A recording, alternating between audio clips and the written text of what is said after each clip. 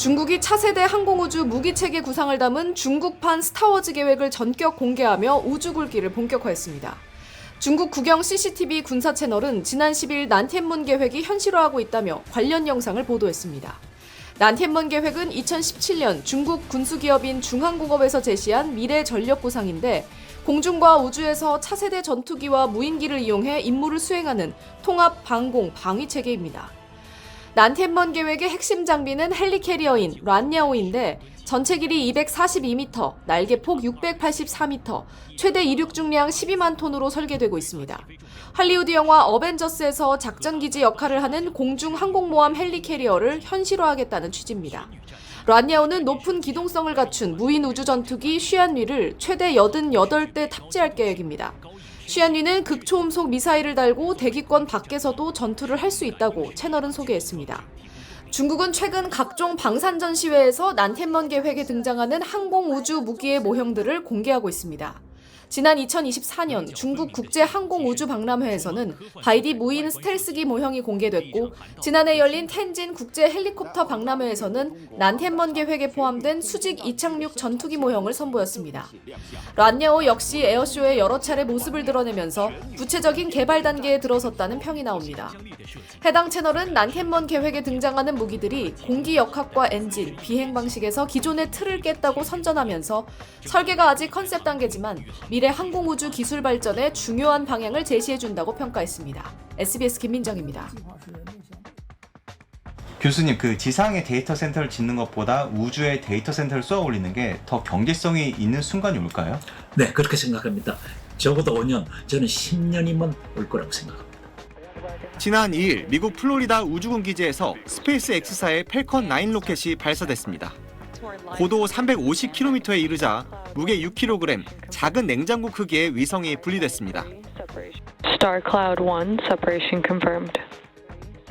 이 위성에 실린 건 AI 추론에 필요한 엔비디아의 그래픽 처리 장치 GPU입니다. 지구 기후를 분석하는 AI 모델 실증이라는 임무를 맡았습니다. 엔비디아는 최첨단 데이터 센터급 GPU가 우주 공간에 처음 등장한 것이라고 표현했습니다. 왜 우주에 이렇게 데이터 센터를 쏘아 올리려는 걸까요? AI 추론용 GPU는 그 자체로 많은 전력을 쓰고 구동 중에 내뿜는 열을 식히기 위한 전력도 필요합니다.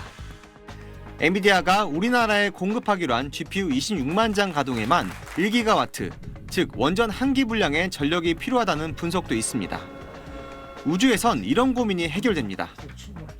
우주는 태양의 무한한 에너지를 받을 수 있죠. 그 다음에는 냉각은 심우주는 기본적으로 거의 절대 영도니까 그쪽으로 방열판을 달아가지고 열을 내보낼 수가 있습니다. 부지 확보를 고민할 필요도 없고 자연재해나 전쟁 위험에서도 자유롭습니다. 에너지 사용 감소로 지구 환경 문제도 줄일 수 있습니다. We save 10 times the amount over the life of the data center in terms of CO2 output. 하지만 풀어야 할 기술적 문제가 아직 많습니다. 우선 GPU가 우주 환경에서도 정상 작동할 수 있어야 합니다. 아주 빠른 속도의 엔비디아 GPU가 방사선에 취약하다는 얘기를 많이 해요. 강력한 방사능이 지나가면서 메모리나 CPU 등 GPU 계산하는 결과를 조금씩 바꿀 수가 있는 거예요. 태양광 전력의 저장과 공급, 지상과의 안정적인 데이터 송수신, 내구성과 유지관리 기술 등도 개발이 필요합니다. 무엇보다 우주로 보내는 비용 자체를 줄이는 게 선결 과제입니다. 그럼에도 구글이 우주 AI 데이터 센터를 구축하는 썬캐쳐 프로젝트를 공개했고 중국은 AI 연상 능력을 갖춘 위성 12기를 우주 궤도에 올리며 3체 연산 위성군 프로젝트를 시작했습니다. 우리나라는 우주 데이터 센터 기술 연구 개발을 검토하고 주요국 동향을 살피는 수준입니다. 하늘이 데이터 센터가 폭증하는 AI 산업 수요에 새로운 인프라로 자리 잡을지 주목됩니다. SBS 홍현재입니다. 지난달 31일 중국이 유인 우주선 선저우 21호 발사에 성공한 가운데 중국 우주정거장 텐궁에서 놀라운 소식이 들려왔습니다. 영상 속 우주 비행사들이 닭날개 6조각을 오븐에 넣더니 잠시 뒤 노릇하게 구워진 우주 치킨 바비큐가 등장해 눈길을 사로잡습니다. 보기만 해도 침 나온다. 정말 맛있다며 하나씩 사이좋게 나눠 먹는 모습도 포착됐습니다. 중국 매체들은 우주 비행사들이 선저우 21호에 탑재된 오븐을 작동해 치킨과 스테이크를 즐겼다고 전했습니다. 보도에 따르면 이번 임무에 참여한 선저우 21호 우주 비행사들은 190종 이상의 다양한 식사 메뉴를 즐길 수 있으며 식사 주기도 기존보다 늘어난 10일로 조정됐습니다. 또한 신선한 채소, 견과류, 고기, 케이크 등 다양한 먹거리가 제공된다고 합니다. 이 소식을 접한 네티즌들은 중국이 정말 앞서가고 있다. 더 이상 미국이 1등이 아닌 현실. 이 작은 한 입이 인류에게는 거대한 도약이라며 놀라움과 찬사를 보냈습니다. 중국은 2030년까지 유인 달 탐사 계획도 추진 중입니다. 로켓, 탐사 차량, 달 착륙복 등 주요 장비의 연구 개발이 순조롭게 진행되고 있으며 중국이 달에 사람을 착륙시키겠다는 고정 목표는 확고하다고 발표했습니다.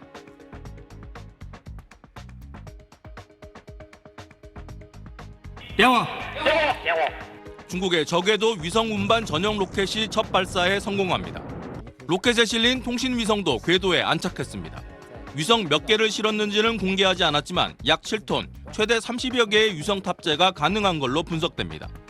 低轨巨型星座组网的这个任务中，将马上进入高密度发射的阶段。 이번 발사 성공에 중국 대륙이 흥분하는 건 우주 기반 고속 인터넷망 구축, 즉 중국판 스타링크 계획을 위한 필수 운반 수단이기 때문입니다. 일론 머스크의 스타링크는 이미 7,000개의 위성을 우주에 배치했고 앞으로 4만 개까지 늘릴 계획입니다. 러시아의 침공으로 지상 통신망이 파괴된 우크라이나군이 스타링크를 작전에 이용하면서 군사적 효용성이 입증됐습니다. 중국도 2030년까지 15,000개의 통신 위성으로 지구 위를 촘촘히 덮을 계획인데 이미 남극기지나 재난지역 등에서 활용에 들어갔습니다. 相距12000公里的南极中山站和上海极地科考中心之间提供1小时左右的高速宽带卫星通信。 특히 중국 연구진은 자국 위성 99개만으로 스타링크 위성 1,400개 이상을 추적하는 기술을 개발했다고 밝혔습니다. 수적 열세를 AI 알고리즘으로 극복했다는 건데 유사시 적국 위성 격추에도 활용될 수 있습니다. 이와 별개로 중국은 영유권 분쟁 지역인 남중국해 해저 2,000m에 심해 우주정거장이라 불리는 기지 건설도 추진하고 있습니다. 심해는 풍부한 매장 자원과 안보 전략적 가치 때문에 최근 탐사 장비와 분석에 인공지능 기술이 빠르게 적용되고 있어 미중 패권 경쟁에 또 다른 장이 되고 있습니다. 베이징에서 SBS 정영태입니다.